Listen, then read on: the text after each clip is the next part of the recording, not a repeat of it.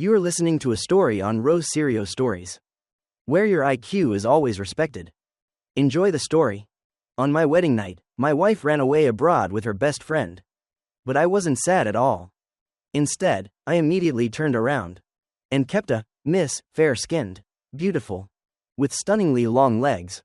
3 years later, when my wife returned home due to family pressure, I handed the beauty queen a huge check. My dear, my wife is back. We should stop this now. Unexpectedly, the beauty queen instantly flared up and jumped to her feet. Uncle Tom, are you planning to dump me? Do you know who I am? I ignored her, put the check down, and vanished. I thought I would never see her again in my life. But not long after, my wife and I were invited to a billionaire family's birthday party. And there I met the famous jewelry princess, whose name alone could strike fear into people's hearts. She looked exactly like the beauty queen I had kept for 3 years. At this moment, everything became a mess. The day my wife, Sophia Bell, returned home, I was lying in bed, panting heavily. Beside me was a fair-skinned, beautiful girl with seductive long legs. She looked at me passionately, as if she wanted to do it again. I had to refuse. I had no other choice. The beauty queen was too tempting. But I still didn't hold back, secretly placing my hand on a sensitive spot of hers. Immediately, she grabbed my hand, her voice mixed with annoyance and desire. Don't tease me, I'm not sure I can control myself. I laughed. Why be so stingy? There won't be another chance later, I will miss this very much. But the beauty queen's face instantly changed, becoming icy cold. I pulled the blanket and stood up, quickly putting on my clothes. Then took a check out of my pocket. My dear, this 500 million is compensation for you. This villa also belongs to you. I put the check in her hand, but she showed no sign of joy. Instead, her voice was low and full of threat. Are you planning to dump me? I still smiled, gently stroked her chin, and gave her a kiss. My wife is back. It's not appropriate for me to be fooling around outside anymore. Let's end it here. She frowned, while I lightly kissed her on the lips. If you run into difficulties later, you can still call me. After speaking, I stood up and walked out of the room. With every step, I could hear the sound of objects shattering in the room. But I only smiled helplessly. I had kept her for 3 years. And my feelings were genuine, not fake. But this sudden breakup was truly hard to accept. Leaving the villa, I drove straight to the airport. On the way, I recalled my wife's words on our wedding night. Uncle Tom, although we are childhood sweethearts and dated for 2 years, I have no feelings for you at all. I only like Peter. If Grandpa hadn't forced me, I would never have married you. You are not allowed to touch me, that is my promise to Peter. I can only give you the title of husband. If you can't stand the loneliness, you can go find another girlfriend. I won't interfere. And you must not interfere with my relationship with Peter. Even though 3 years had passed, I still remembered every word. The Tom and Lou families had always had a good relationship. 3 generations of family heads were best friends. By my generation, the Toms had a son, and the Leas had a daughter. Since birth, the 2 families had arranged our marriage. To nurture our feelings, we grew up together, spending summer vacations alternately at each other's homes. The relationship was always good, and we naturally started dating in college. But then Peter appeared. Actually, I was the one who pushed Sophia Bell towards Peter. Peter was a high school classmate, poor, timid but excellent academically, the only student directly admitted to the aristocratic school. Like a little rabbit entering an arena, he was always bullied by the arrogant ones. I helped him many times, even fighting for him. We became best friends in high school and then went to college together. Peter and Sophia Bell had known each other for a long time. But nothing ever happened between them. It wasn't until the summer of our sophomore year of college that Sophia Bell and I were supposed to attend summer camp. But before we left, I sprained my ankle and gave my spot to Peter. At first, I didn't want to go, and neither did Sophia Bell, but I was afraid Peter would be bullied, so I forced her to go with him to take care of him. As a result, the 2 of them ended up together. At the same time, I faced the biggest upheaval of my life. James Charles, my half-brother, returned. During my darkest phase, Sophia Bell suddenly said goodbye, wanting to be with Peter. I couldn't bear it and self-harmed, but I didn't die. On the contrary, Things took a turn when the Liu parents felt sorry for me and forced her to marry me. In less than 2 months, she asked to go to the US as an exchange student, of course. With Peter.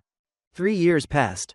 My car stopped in front of the airport. I turned to look at my watch. It was exactly on time.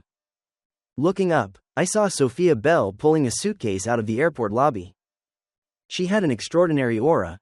Every gesture exuded the nobility and elegance of a wealthy family's daughter. Her usually gentle face suddenly darkened when she saw me. I just smiled, opened the car door, and stepped out. Wife, long time no see. Long time no see, are you well? I smiled, a bright smile, my voice deep, warm, and alluring. After all, I had studied broadcasting, and just a little deliberate effort was enough to make people find it hard to resist. Even passers-by couldn't help but turn to look, their eyes clearly showing admiration for the woman who had me as a husband. However, Sophia Bell's brows furrowed even tighter. Don't call me wife. Her voice was icy. I immediately withdrew my smile, turning to glance at Michael, the man in the suit standing beside her. Grandpa told me to pick you up and take you back to the old family home. Do you want to come with me? Or with him? Sophia Bell was silent for a few seconds, then dragged her suitcase and put it in my car trunk. Take us to the Capitol Hotel first. I said nothing more, just silently drove, taking the two of them to the hotel. Half an hour later, she finished arranging Michael's accommodation, then returned to my car. She sat in the back seat, trying to maintain distance. The car merged into the bustling flow of traffic. I chuckled softly. If you like him that much, why leave him at a hotel? Why not just gift him a few villas? Her voice was like ice, tinged with anger. David, are you doing this on purpose? I smiled faintly. My apologies, I forgot. Your name isn't on the deeds of any of the properties. Since I was in kindergarten, all the real estate the Bell family bought for their darling daughter was registered under my name. Now, I have over 100 apartments, more than 10 villas, not to mention stores, commercial spaces. And she doesn't have a single place to live in her own name. But Sophia Bell is still the young mistress of the Bell family. And her shares in the company are by no means small. Since getting in the car, she had been scrutinizing me thoroughly. I maintained that same composed smile, a smile she understood better than anyone. She knew I was someone who holds a grudge. David, she said coldly, don't bully Michael, and don't dream that I will ever return to you. I won't fight for the things the Bell family gave you. Consider it me repaying my debt to you. But if you want more than that, don't blame me for not warning you. Even this title of legal husband, I will take back. Hearing that, my expression grew slightly serious. Sophia Bell, let's get a divorce. Or rather, break up. Her face instantly turned icy. Are you threatening me? In her eyes, there was no way I could genuinely want a divorce. She understood my circumstances and thought I was madly in love with her. I once cut my wrist because of her, and even after 3 years of no contact, I didn't dare mention the word divorce. Now she had returned, and I said I wanted to end things decisively. In her eyes, there was only one possibility. I was jealous, saw her closeness with Michael, and was angrily demanding to pressure her into breaking up with him. I'm not threatening you, I said calmly, I've just figured things out. When I married you, I genuinely believed you would come back to me. After you left, I kept the title of your husband, truthfully, just to compete with Michael. But now, I don't see the point anymore. I haven't suffered any loss over the past 3 years. It's just that I don't want to waste the rest of my life in an empty marriage like this. Her gaze turned cold, looking at me through the rearview mirror. David, don't you feel guilty saying those words? If it were that easy to let go, why did you attempt suicide back then? Hearing this, my expression darkened slightly. I cut my wrist that year, and it wasn't just because of her. After a moment of silence, I slightly tossed my hair. If you don't agree, then so be it. Sophia Bell let out a cold snort, her gaze moving away from my face.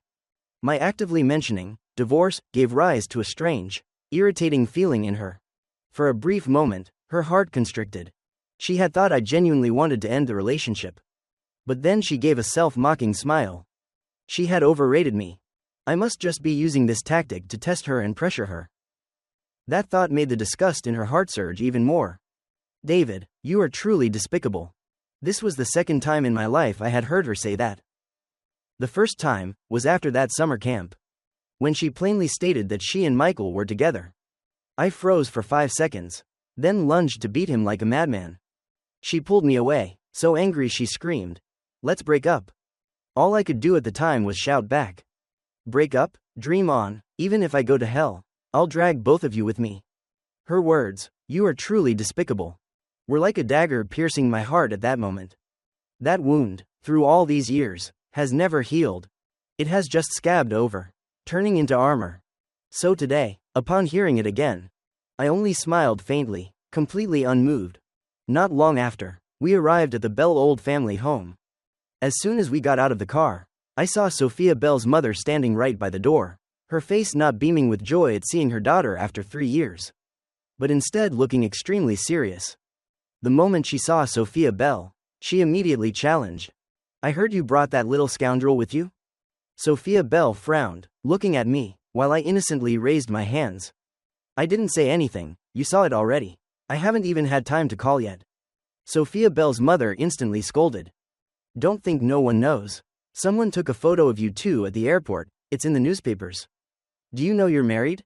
What you're doing to David is unacceptable. In terms of looks, talent, character, David is no less than that worthless scoundrel." Sophia Bell was annoyed by the mention. "Mom, don't keep calling him a scoundrel, he's not." Sophia Bell's mother was furious. "Still defending him? You've completely lost your mind. If I don't deal with you, your grandpa will. Get upstairs to the study right now. Grandpa is waiting for you." Sophia Bell remained aloof, pulling her suitcase and walking straight up to the study.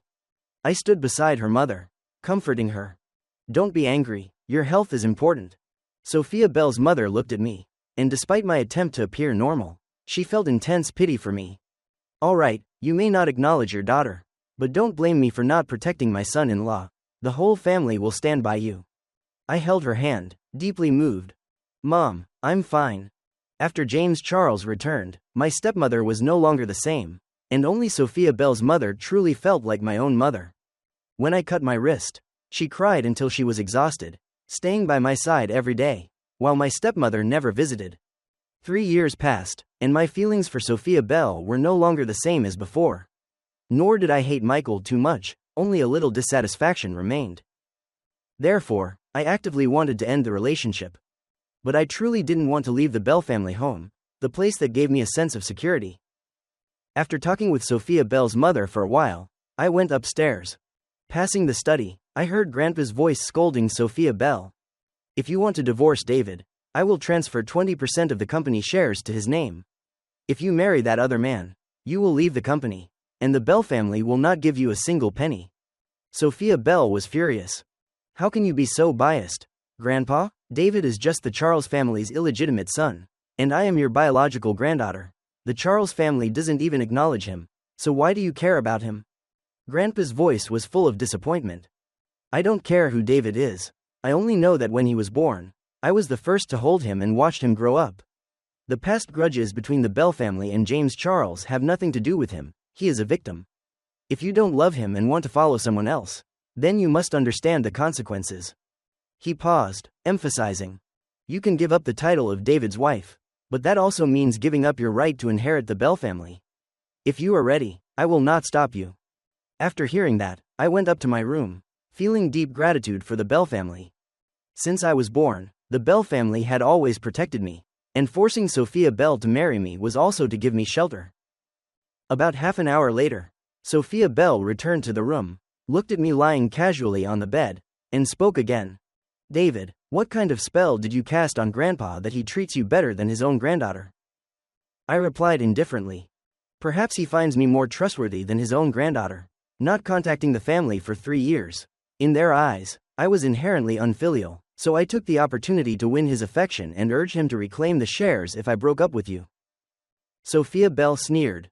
"David, to keep me, you truly resort to any means necessary." I turned to face her. "Don't slander me, I didn't do that." She mocked. "Isn't that your habit? First, you used wrist cutting, now, you use company shares. David, I didn't realize before that you were so scheming, it must be genetic. The murderous blood still flows in your veins." My face instantly turned cold. This is exactly my youthful rebellious phase. I retorted without reservation. You're whining to Grandpa, then running here to bother me. What does that make you? If you have the guts, give up the Bell family shares for Michael. But clearly, in your heart, the Bell family fortune is still more important than Michael. She fell silent, her eyes seeming to want to pierce through me, while thinking about what Michael had done all those years ago. Grandpa and everyone in the Bell family were very clear. Even without me, they would absolutely never accept him. Sophia Bell knew this very well deep down. So, the obstacle between you two has never been me. If you truly love him, why don't you give up everything here and go live abroad with him? In the end, you still can't bear to give up the immense family fortune. You refuse to admit that you value your personal interests more than Michael. That's why you so readily pin all the blame on me. Sophia Bell, you are truly despicable. Sophia Bell's face turned red and then pale, especially when she looked into my eyes, filled with anger and hatred, as if she wanted to strangle me. The tense atmosphere was suddenly broken by a knock at the door. The old butler, David, stood outside. Miss, young master, dinner is ready. Please come down to eat. Today, the Bell family was rarely complete. Even Chris Bell came back from university. You finally decided to come back. I thought you were going to run away again for 18 years and never see your husband. Chris Bell said, clearly feeling wronged on my behalf. Seeing everyone siding with me, Sophia Bell's eyes grew colder. But before she could say anything, Father Bell spoke up. If you plan to leave again, the Bell family will consider you non-existent. In the future, you and your brother-in-law will divide the family assets.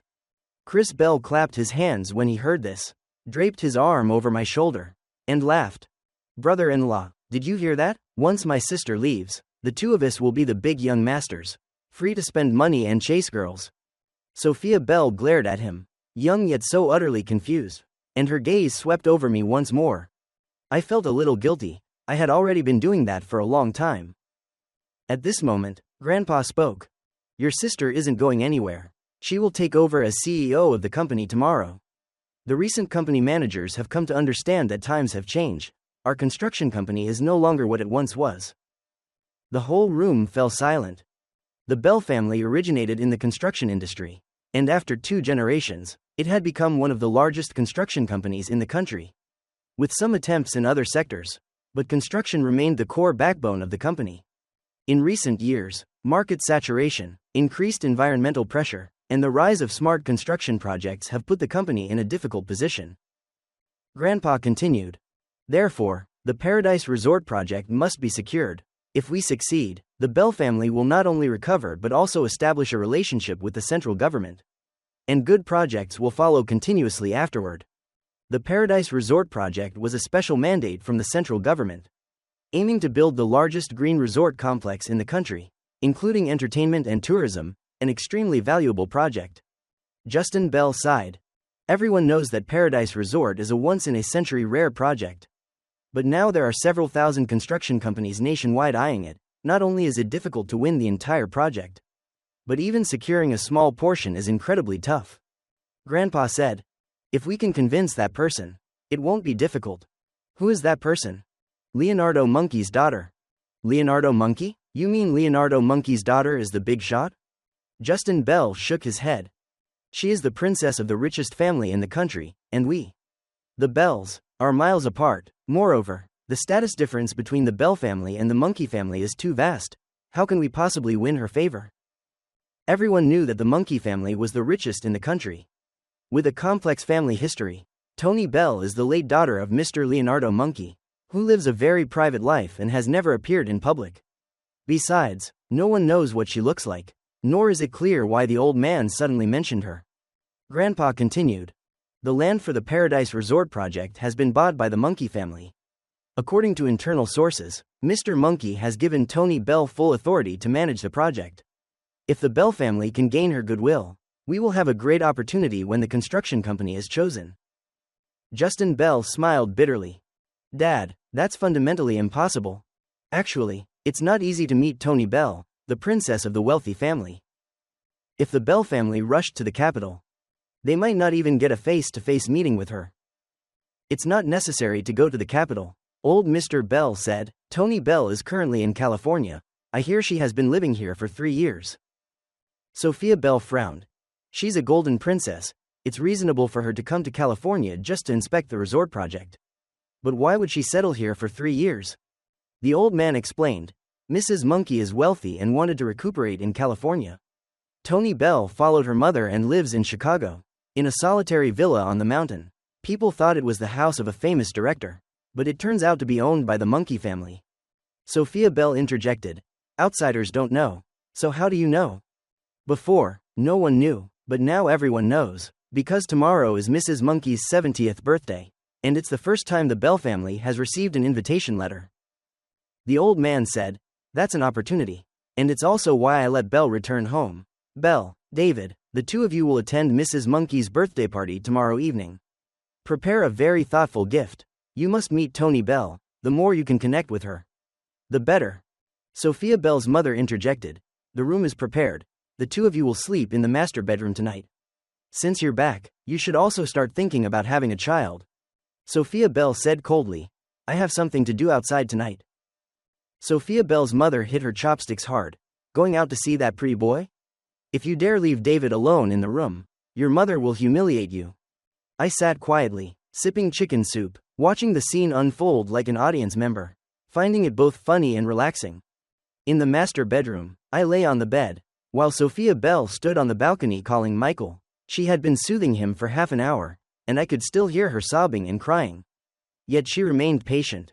Watching this, I remembered when I was dating Belle. She never comforted me like that. We were too familiar, so familiar that the first time she tried to kiss me, I burst out laughing when I saw her red ears. As a result, in 2 years of official dating, I never even gave her a proper first kiss. I suddenly thought of Michael, the person I had slept with for 3 years. Her kiss, her intoxicatingly seductive manner, like a reborn fox spirit, she had captivated my soul. Just 3 hours after breaking up, I already missed her. I opened my phone and dialed the number I had saved as Miss. I was startled, realizing that in 3 years, I had never even asked her real name. But it was understandable. Every time we met was in the evening. And when we met, we went straight to business. The phone vibrated, showing the name, Miss. I hesitated for a few seconds and then picked up. It's only been this long, and you already miss me? Her voice was deep, restrained. Where are you now? I asked, calm. At home. Come over to the Single Bell Villa right away. I want to see you. I smirked. I can't. My wife is back. I have to stay with her tonight. Her voice lost a bit of control. David, you are not allowed to sleep with him. I chuckled softly, sounding slightly indulgent. All right, don't overreact. If you're not satisfied with the severance pay, I'll give you another storefront. That way, you won't have to work at the White Horse Club anymore. She snapped.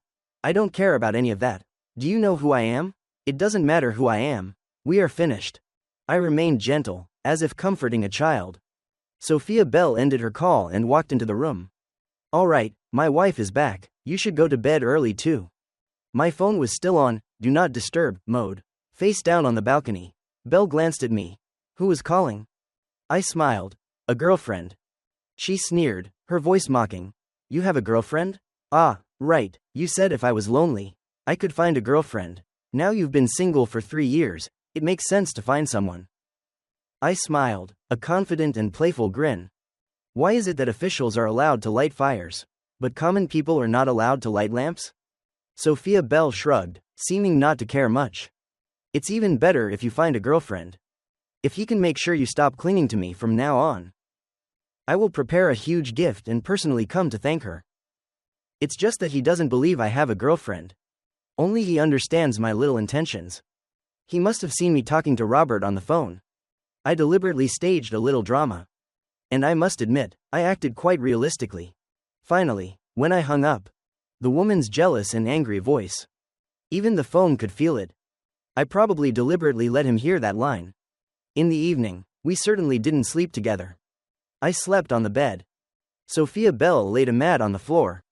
Let him endure the chivalrous attitude.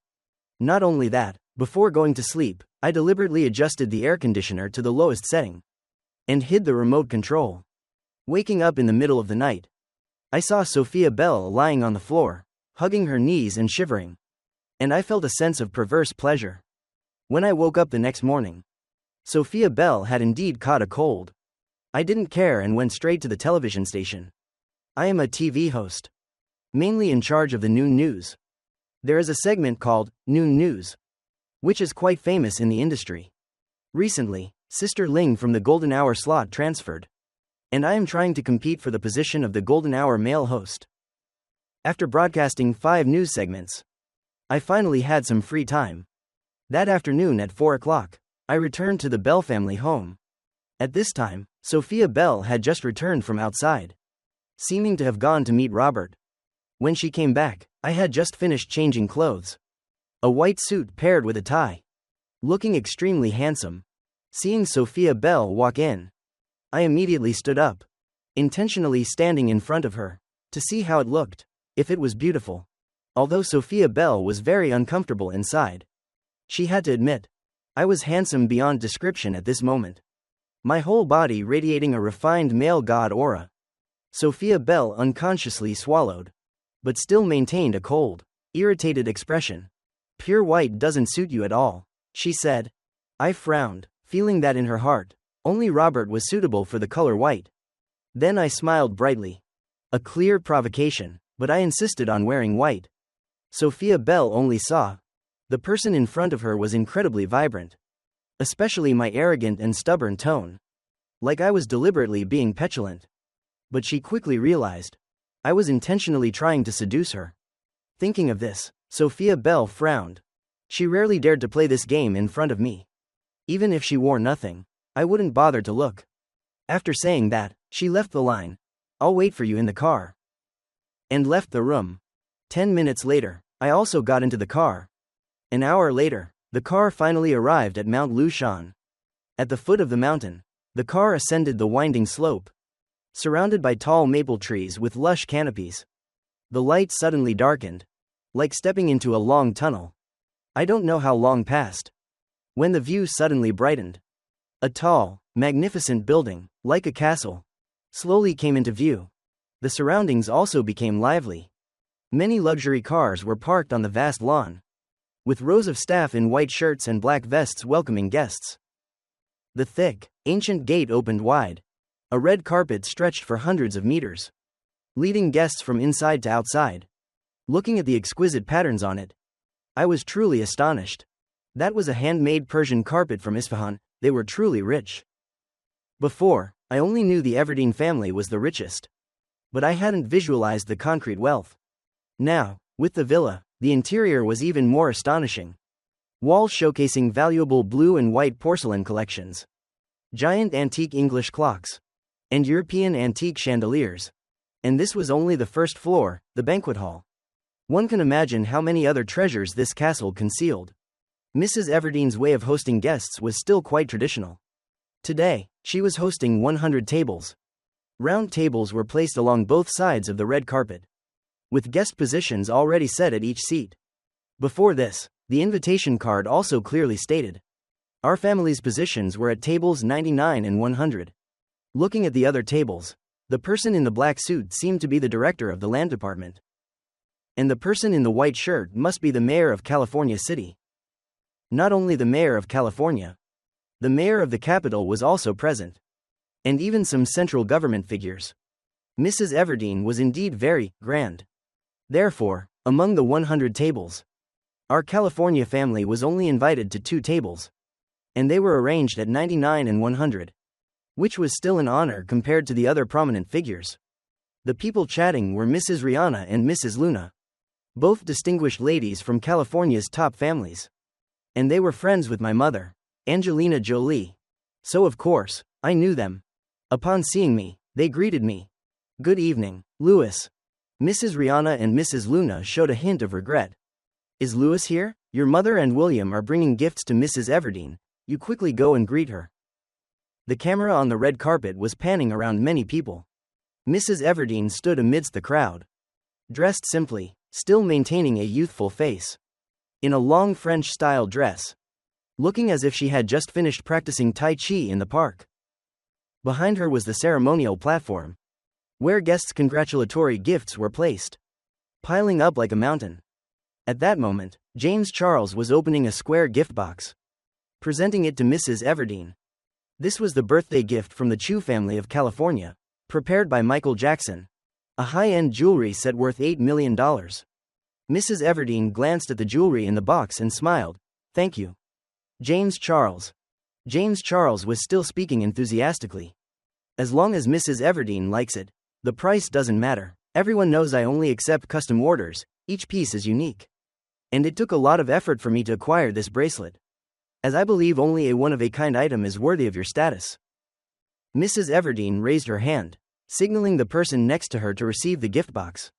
Before James Charles could finish speaking, the gift box was taken away by that person, likely placed in the pile of gifts behind, and was instantly buried within it. The next person to present a gift was the longtime butler of the Hanks family in the capital, holding a gift register, reading loudly. Before entering, everyone must register their name at the gate, and then present their gift to Mrs. Everdeen in sequence. James Charles still had many words to say, but was interrupted by the butler, and had to retreat regretfully to Angelina Jolie's side. He didn't understand why. The valuable gifts prepared by the Monkey family didn't make any impression. Even the surrounding guests only offered polite compliments. But then he understood. The wealthy families in the capital were presenting truly enormous gifts. Imperial jadeite, royal jade, etc., each piece worth tens of millions. Looking at this, his $8 million jewelry set was truly not enough. When the next people to present gifts were the Bell family of California, Sophia Bell and I stepped forward together. James Charles's eyes also fell on me as I presented the gift. A mocking smile appeared on his face. I opened my brocade box, velvet red. Inside, wrapped in small, finger-sized pieces, were tiny segments of aloeswood incense. The whole box was neatly arranged. Mrs. Everdeen, this is the Bell family's birthday gift to you. I hope you like it. James Charles knew I had a hobby of making incense. But were these refined pastimes worthy of appearing in a place like this? It was utterly self-absorbed. The elderly lady happily said those other gifts were priceless.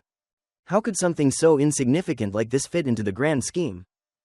Unexpectedly, Mrs. Everdeen lifted the brocade box, brought it to her nose, and smelled it. Her expression immediately changed. Thank you, James Charleson. I was slightly taken aback. How did Mrs. Everdeen know my last name?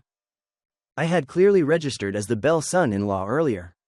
When Mrs. Everdeen was about to have someone take it away, James Charles suddenly stepped forward. I heard the Bell son-in-law has a hobby. Could it be that this incense is homemade by you? I smiled. That's right, just a small hobby. This fragrance is called Flower God, made with red dust aloeswood and various aromatic ingredients, crafted following an ancient method. A trace of smugness flashed in James Charles's eyes. Before I could say more, he quickly interrupted. You bring self-made items, and consider that a gift for the old lady's 70th birthday. Isn't that a bit disrespectful? How much is this tiny box of incense worth? 1,000 or 11,000? All eyes turned towards me and Sophia Bell. James Charles deliberately glanced at Sophia Bell. Has the Bell family fallen to this extent that you don't even have a decent gift? Sophia Bell's face turned pale. She had caught a cold yesterday from the air conditioning, so she had entrusted the gift preparation to me. Grandpa had even warned that this meeting was very important to the Bell family, and the budget for the gift was unlimited. Who knew I would bring a box of homemade incense to present to her face? If this angered the Hanks family, the resort project would be over. Sophia Bell's expression was serious, intending to scold me, but not only did I not rush to answer the criticism, I calmly said, I heard that 3 years ago, Mrs. Everdeen came to California to recuperate because of insomnia. This incense has a calming effect and aids in sleep. I hope it can alleviate her insomnia and headaches. James Charles sneered. It's just incense, don't exaggerate it into a divine medicine. If incense could cure ailments, what would we need hospitals for? The silver-haired man next to Mrs. Everdeen brought the incense box to his nose and smelled it. It's not the traditional Li Wang type, it has a slight medicinal scent. I replied coolly. I modified the traditional ingredients, adding champagne, leaves, and a few other calming herbs, which is why it has a slight medicinal scent. The silver-haired man smiled at Mrs. Everdeen. I quite like this fragrance. If you don't need it, may I have it? That person was Johnny Hanks, Mrs. Everdeen's grandson, who had also specially returned from abroad for his grandmother's birthday. Who said I don't like it? Mrs. Everdeen looked at me, examining me from head to toe, then revealed a benevolent smile. I felt instantly relaxed just by smelling it briefly. And Mr. Cruz, take the gift box into Louis' bedroom, lest anyone covet it. Butler Cruz hurriedly took it, carefully retrieved it from Johnny Hanks's hand, and turned away. James Charles's face changed when he saw this. The $8 million jewelry set he presented wasn't even glanced at, while the box of homemade incense was favored and kept privately by Mrs. Everdeen. These wealthy people indeed had peculiar ways of thinking. The gift-giving ceremony continued, but many people left after presenting their gifts. James Charles left directly in frustration, but before he got far, people started whispering about him. Look, isn't that the Charles family's biological son who was just found 3 years ago? I heard he grew up in the countryside, so he still has that rustic look. He presents jewelry and still has to mention the price. Doesn't he see what the old lady is wearing on her hand? An imperial jade bangle worth 200 million? Everyone knows that piece is just hollow inside. I think the Bell son-in-law has an elegant demeanor. He truly has a life of wealth. His incense is very fragrant. I can smell the high-class fragrance from afar. That's what real luxury is. Not like that person who only calculates the price. Hearing this, James Charles gritted his teeth until they were white. Everyone liked David, Chu-Zi, but everything he had, he took from my hands. One day, I will expose his true face and show everyone his real nature. When the gift-giving ceremony was over, Sophia Bell and I walked towards the gate. Our table still had no one sitting there, so we had to stand waiting on the side. Suddenly, Sophia Bell's phone rang. She looked at it and quickly walked out to the garden by the side door. I knew it was Robert's call. I didn't bother and continued to admire the antiques in the hall. Not long after, a dapper young man approached. Hello, sir, I'm Will, the nephew of the New York Military Region Commander. May I ask if you would be willing to sell me the formula for the flower god incense? Before I could answer, he eagerly said, Can I buy your formula? Any price is fine. I smiled. This formula isn't some important secret, I just make it for fun. If you like it, I can just gift it to you. Will's eyes immediately lit up. Really? Then, let's add each other on Facebook. I'll send you the formula tonight. He quickly added me on Facebook, and right at that moment, several other young masters also rushed over, clearly sharing the same goal. They wanted the incense formula. This situation made me feel a bit flustered, but I still agreed to add them and promised to send the formula to each of them tonight. These young masters were not the sons of the mayor but the sons of first-tier tycoons. And there was even a grandson of a Central Committee secretary. James Charles stood far away, watching the young masters crowd around me, so angry that he gnashed his teeth and said to Selina, How stupid are they? All those big young masters from the Golden Circle are flattering David. What do they want? Selina replied lightly, They are not stupid. Guests brought so many gifts, but only David's gift caught Mrs. Everdeen's eye. They want to get the formula to better please Mrs. Everdeen in the future. She sighed. One of them will definitely become the son-in-law of the Hanks family. James Charles snorted. What's the point of pleasing the old lady? Drake Hanks decides who he marries. Maybe he doesn't like those well-educated, rich young masters, but instead falls for rebellious blonde boys like me? Selina seemed to have seen through James Charles's thoughts. James Charles. The Charles family in California is considered top tier, but compared to the young masters of the Golden Circle, we are still far behind. Moreover, the Hanks family is not only wealthy but also politically powerful. They are not a small family that we can aspire to. She comforted him. I will find you a wonderful wife in California. I smiled. You also said California is not as good as New York. People should aim for higher places. So why not try once? How do you know Drake Hanks won't like me? Selina shook her head, looking helpless. Sometimes, status is a mountain that is hard to overcome. The rich are more realistic than ordinary people, especially aristocratic families. They always value an equal match. The story of the prince and Cinderella only exists in fairy tales. On the side, a few young masters called me boss, and I happily responded, which excited them even more. But that excitement was only directed at me, and they were still secretly competing with each other. Last month, I met Miss, and he even complimented me on being more handsome. Before Mrs. Everdeen's invitation was sent out, no one knew Miss Shen was in California. As the young masters were arguing, I realized, they all liked Drake Hanks, but I didn't understand why, when their status and family fortune belonged to the global upper class. They were so determined to have Drake Hanks as a wife. Margot Cyrus seemed to see through my confusion and explained awkwardly, We all like Drake Hanks. But not because of the Hanks family's wealthy title. Just seeing him is enough. Anyone who has seen that face will feel that no other girl in this world can compare. I burst out laughing. It turned out it was all about physical attraction. Now I understood, because I was also captivated by that person in the beginning. Aside from the first time when I was drunk, wasn't the reason I kept him for 3 years because I was infatuated with him? Suddenly, a loud call rang out. The miss is back. The butler rushed in, heading towards Mrs. Everdeen. The noisy banquet hall suddenly fell silent, and everyone looked towards the door. The butler said, "Miss. So it must be Drake Hanks, Mrs. Everdeen's only daughter, born late when the Mrs. was over 40. The noisy young masters also quieted down, their eyes filled with anticipation. I also followed their gaze to the door, curious to see how beautiful the princess of the elite, who drove these young masters crazy, actually was. Immediately, a pair of long legs stepped in, a woman wearing a pristine white evening gown, elegant and solemn. Her figure was perfect, with curves in all the right places, and her long, straight legs, every step she took seemed to pierce the hearts of the young masters around. I silently complimented her in my heart, and then my gaze moved from the bottom up, stopping at the woman's face.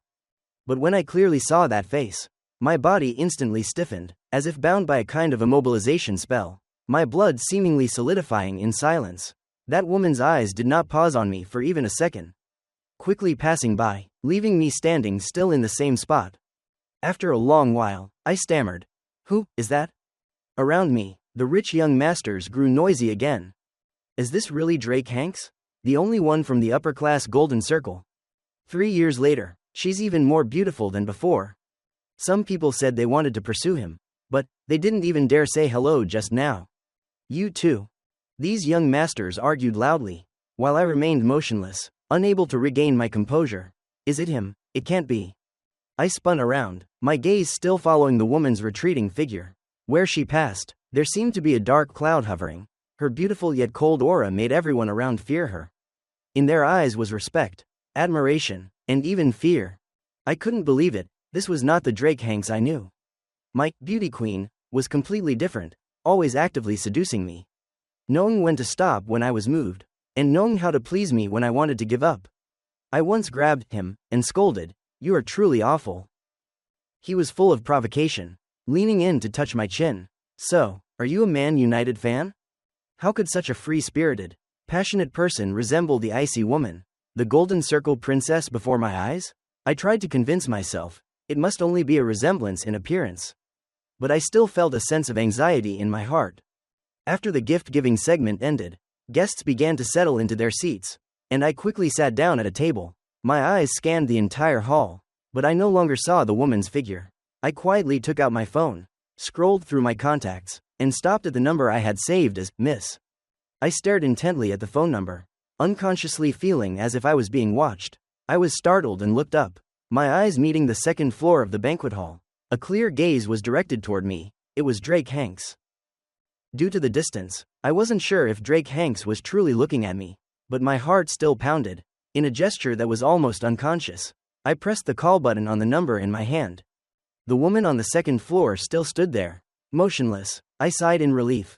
Thankfully, it wasn't her. I was about to hang up when the call suddenly connected. At that very moment, I looked up again, toward the second floor.